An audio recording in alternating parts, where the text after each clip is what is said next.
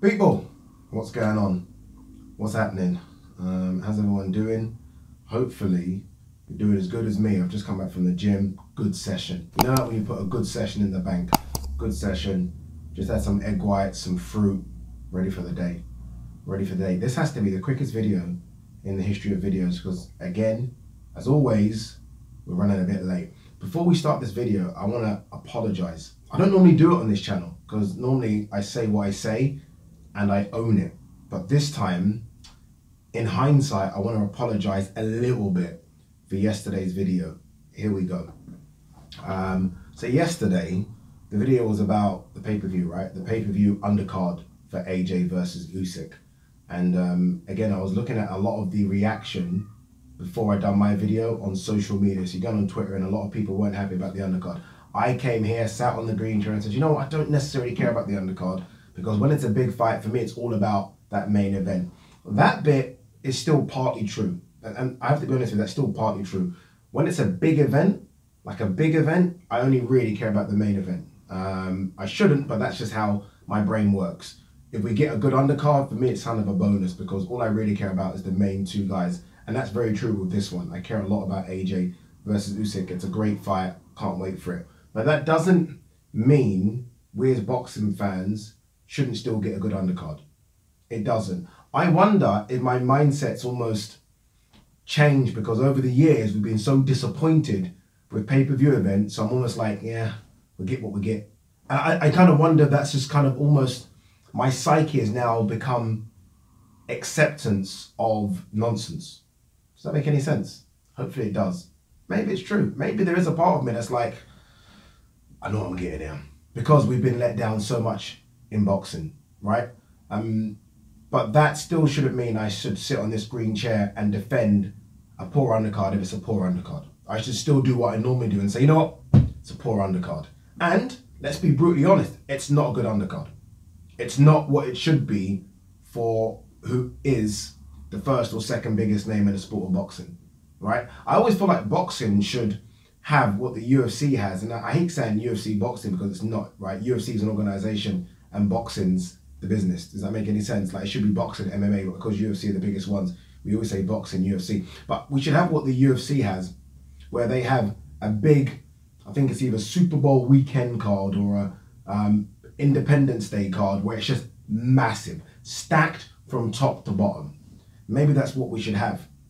Maybe. But I guess the arguments against that, especially if you speak to those UFC fighters, will say, well, we're not getting paid. So Dana White's able to do that because he doesn't pay the guys on the undercard top dollar. They moan about it all the time, right? They don't get paid what they should get paid. So maybe that's why the UFC and Dana White are able to stack a card, and maybe why boxing isn't. That being said, we should still ask for more as boxing fans. And me, I feel like I have a responsibility now, especially because I work for DAZN, Talk Sport, right? I'm sitting on this green chair. I think I have a responsibility. If a card isn't great, to say a card isn't great, so we demand and get more. And not just being, well, yeah, kind of expected it because no more expecting it. We should get good cards. So my apology is not necessarily that I don't think the main event is the main event and that's all I care about, because sometimes it still is, but that we shouldn't accept if we get a dud card. We should still say, no, that's a dud card. And I feel like I am a voice of the people and I should be saying that a bit more. So I want to apologize for that because I feel the more we accept things, the more boxing will just give us those things, right? I mean, look what Fight Disciples have done. And they started this shit. You know what? They didn't start it, but a lot of people have been moaning about the belts. And Fight Disciples have always been bin the belts. Regardless of who's got the belts, they've always been saying bin the belts. And slowly but surely, we're seeing a situation now with the WBF started binning belts. So, and I think it's important that we as fight fans demand stuff or we're never going to see change. So we need to demand, and it starts with me and then with you guys, better fight cards, stacked fight cards, more for our dollar, more for our pound. Why am I saying dollar first? Like I'm fucking American. More for our pound. So apologies, people. Apologies. You ain't going to get that shit from me again. Trust me. All right, let's talk about Jake Paul versus TYRON Woodley this weekend. Expect the unexpected. That's all I can say with regards to this one. Expect the unexpected. I have absolutely no idea how this fight plays out. None. I can't even begin to tell you who I think will win. I know who I want to win, but I can't tell you how that person will win. No idea. What I will say is respect Jake Paul's hustle, man. Respect the hustle. It's incredible. Like, I don't know how many pay-per-view numbers this is going to do. I'm not sure. But I will tell you this. I'll be surprised if there are 5 bigger pay-per-view events this year in boxing. I'll be surprised. In fact, I'd be shocked if there is. I really do. I really will be, sorry. This guy just generates so much interest. Like yesterday, just going online, and I was looking at all the sort of the YouTube boxing fraternity and all their videos, and just seeing how many numbers they're getting, like IFL and Fight Hype and Boxing Social and Fight Hub and Behind the Gloves, and they're hitting massive numbers because of it. And you know, I compare it to a Canelo fight weekend or even an AJ fight weekend, and the numbers are very similar, if not a bit more. If not a bit more. That's what Jake Paul does. That's the interest he garners. Like, as we speak, the time is 10 past 11. In 30 minutes, I'm going on Talk Sport to speak to Simon Jordan and Jim White about Jake Paul, TYRON Woodley. He generates that much interest. In fact, this morning, I was up. So I've been up since 6:30. I've done a show 7:45 on Talk Sport Breakfast. That's their flagship show. What do we speak about? Jake Paul, TYRON Woodley. He generates that interest. He does. And look, I'm going to give him a ton of credit here. I think I've said this on a couple of videos. This guy a couple of years ago was fighting Deji. He was fighting Deji. You know what I mean? He was the smaller brother. His big brother was fighting KSI. He was fighting Deji. Now, if you would have told me that in 2 years' time, this guy is going to be a big pay-per-view draw, a guy that's going to move the needle a little bit in boxing. When I say move the needle, don't take my word for it. Ask Amanda Serrano, who's very, very happy she's on this card. Very, very happy that Jake Paul's put her on our card to make some good money. So he's moving the needle a little bit. And he was going to tell me that he was going to fight a former UFC champion, TYRON Woodley, who at the time was still UFC champion and literally puts people to sleep with these. I would have put you in a straitjacket. I would have said you've lost your mind. Like, you've lost your mind. And now all of a sudden, all the boxers are talking about him. They're all tweeting about him. Dana White can't stop talking. Everyone seems to talk about Jake Paul. It's it's incredible what they're doing. It really is. I know some people are not the biggest fans of it, but you still got to go in there and fight. I mean, yes, he might not be fighting the caliber of people we want to see, but he's still got to go in there and fight. And tomorrow, or the early hours of Sunday morning, he's fighting a guy that has dynamite in his hands that can box a little bit. You know, this is, again, the trajectory. Maybe it's not what you want it to be in terms of, oh, he's not fought a boxer yet, but understand, he's gone from fighting Deji to a basketball player, Nate Robinson, to Ben Askren, to TYRON Woodley, who still looks in absolutely fantastic condition. So he's not going to come into the ring like Ben Askren did and weigh in his fucking slippers with a pot belly. He's going to look a lot better than Jake Paul. He's in physical condition of a man 10 years he's at junior. 10 years he's junior. Like, TYRON Woodley's what, 38, 39. He easily looks about 25, 26. Easily. Like, when he takes his top off, he's in great shape. And the thing is as well, he's not punch drunk or anything. Like, he's lost, I think, his last 4 in the UFC, but I mean, most guys are either, you know, wrestling him and putting him down and submitting him. No one's knocking him out. So it's not like he can't take a punch. He can take a punch still. He can take a punch. I think it's going to do incredible numbers. I really do. And I want TYRON Woodley to win. I really do. Just so I want to see how Jake Paul reacts to the loss. But I almost want Jake Paul to win to see who he's going to fight next. Like, where are we going in this trajectory? Like, what's happening? I mean, is he big enough to get Conor McGregor in the ring? I mean, like, has he got that kind of pull, that kind of money? I don't know. I'm trying to think, who's a UFC fighter coming to the end, or who's a boxer that's maybe on the way out? Or is it a Tommy Fury who's on this fight card as well? And I like what Tommy Fury's doing. He's doing well. Like, every time he gets the mic, he's selling himself pretty well. I mean, the American audience will know who Tommy Fury is if they don't already. Come fight night, they will know. Come the end of the fight, when he knocks out the guy he's fighting, they will know. Because no doubt he's going to get the mic. They're going to ask him about Jake Paul, and he's going to sell the fight. So, yeah, very intrigued. Can't wait for it. I have to admit, and I'm a bit embarrassed to say that, but it is what it is. I can't wait for Jake Paul versus TYRON Woodley. Never thought I'd say that. Slightly embarrassed, but it's a boxing match and I'm a big boxing fan. And I'm a UFC fan, and I used to love TYRON Woodley as well. Obviously he has a bit of heat now because of what's happened with I think TYRON Woodley's mum got into words with someone from Jake Paul's team, and a lot of people are like, oh, it's fake, it's up. It wasn't. You can tell when a hood guy gets upset about you saying something about his mum. You can talk about the dad, the sister, the brother, the uncle. You can even maybe go to the grandma. As soon as you mention the mother, I'm telling you now, people swing. I'm telling you now, people do not like it. And Jake Paul did not, TYRON Woodley did not like that at all. And to be fair to Jake Paul, I think when the cameras were following him around yesterday after it, he was like, he didn't like that either. He said, I don't like that kind of shit.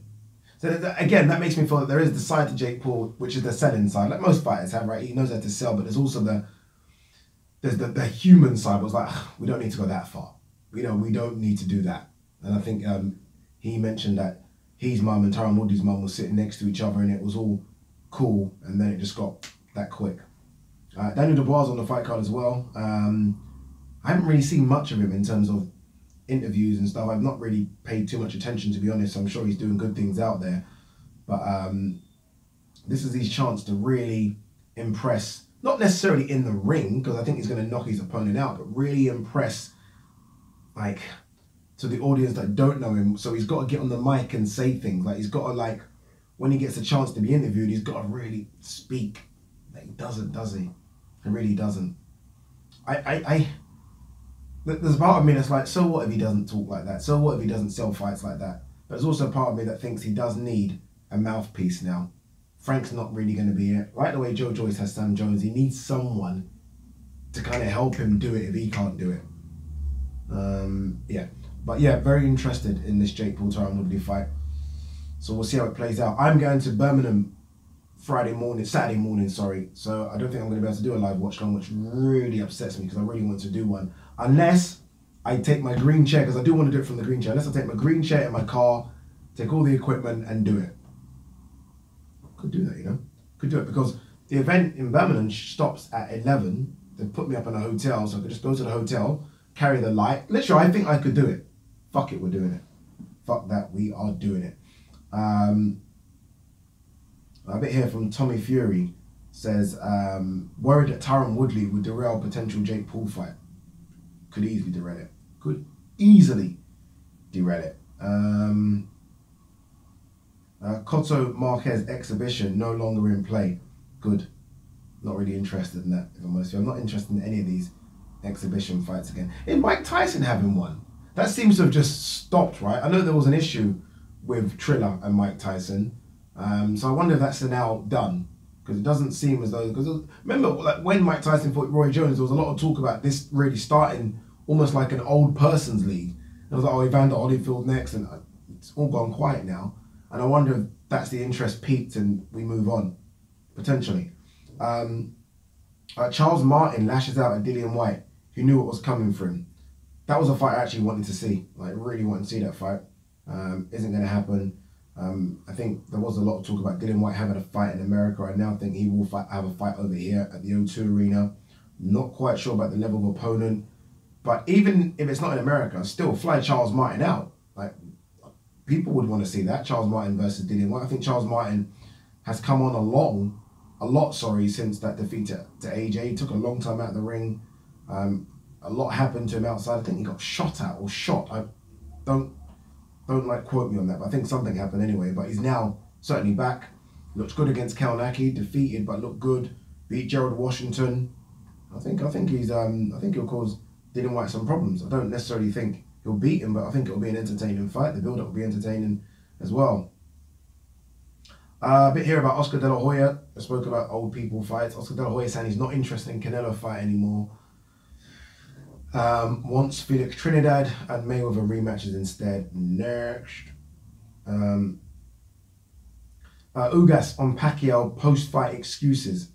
I admire him and respect his opinion. I think Ugas just playing it respectfully there. He could have gone into it because I think Pacquiao's been a bit disrespectful towards Ugas, saying he's the easiest opponent I've ever faced and my legs were gone under me after 2 rounds. It's not the kind of thing you want to hear Manny Pacquiao say. It really isn't. I've not seen the full article, so I don't like to misquote people, but those are the lines that have come out of whoever he was speaking to. You don't really want to hear that. I think Ugas is playing it, well, if I'm Ugas, look, I want the rematch. I'll say, you know what, let's do it again then. If that's what you think, Right, let's do it again. You think I'm easy? Let's go again. If your legs were gone after 2 rounds, you're not. Okay, fuck it, let's go again. Because if I'm Ugas, the biggest money fight you can make for Ugas. Like, a Pacquiao rematch will make more than a Terence Crawford fight or an Errol Spence fight for Ugas. I'm not saying he's the A side in the equation, because he won't be, but he'll still get very, very good money. Like, I'm guessing it, like, the last fight must have been something crazy, like an 85-15 split. Must have been something crazy. This one might be closer to like 70-30, maybe even 60-40, maybe. So if I'm Ugas, man, fucking ask for that fight. Ask for it, ask for it, ask for it. Let me quickly see if there's anything else to talk about, people. Hopefully you guys have accepted my apology and we're all friends again. If not, then nothing I can do. Nothing I can do. 2 secs.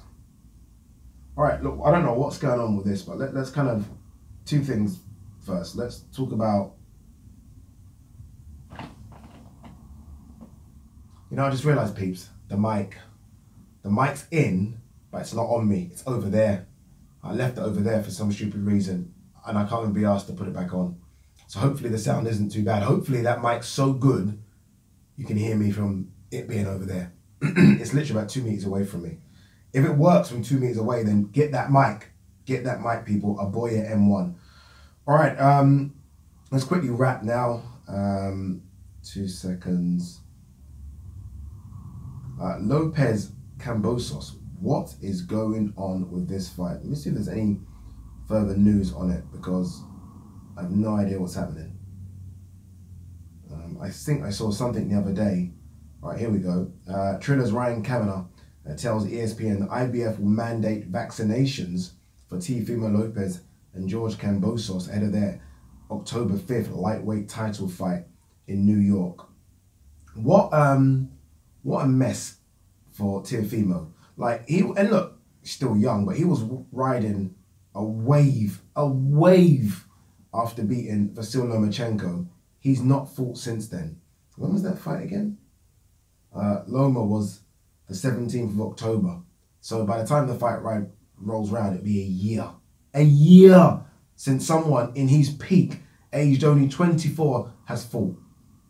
Where, again, you look at someone like Canelo, you know, like, because obviously Canelo's going to have his full fight in 10 months soon. 4 fights in 10 months for Canelo. Teofimo coming off, again, a career best win. He's a pound for pounder right now. He's, what, 6th or 7th in the world.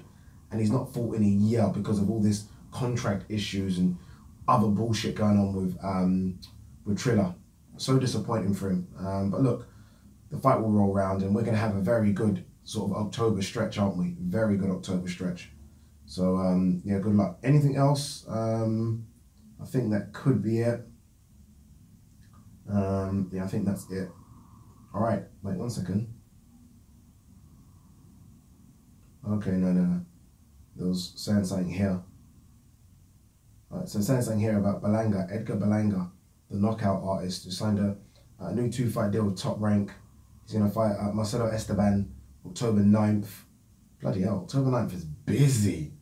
Busy, because October 9th over here is Liam Smith versus Anthony Fowler. Then obviously in America, it's Fury Wilder. Now we're hearing Edgar Berlanga is fighting as well. And then they say he's going to fight December 11th as the co-main event to Vasily Lomachenko return. Jeez, busy. All right, guys, let's hope that mic done something. Peace.